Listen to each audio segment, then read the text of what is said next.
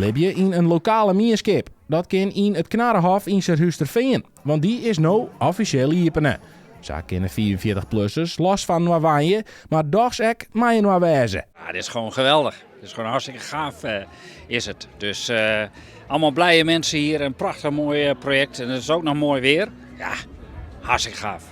Dit is echt een van de mooiste hofjes die we nu gebouwd hebben in Nederland. Misschien wel het allermooiste hofje. Je ziet heel veel verschillende woningtypes, grondgebonden en gestapeld. Ja, het is prachtig geworden. Johan van der Sleen is voorzitter van het hofke en ik bewoner een Jeljelien kamer hier te lonen. Eigenlijk in het begin wel wennen. Wij hebben altijd grote huizen gewoond. En dan kom je in één keer toch een stuk kleinere woning. Dus dan denk je van hoe gaan we dat redden. Maar nu we er een half jaar wonen zijn we er helemaal aan gewend. En denken we ja, waarom woonden we altijd groot? Hè? Dit is prima. Best genoeg.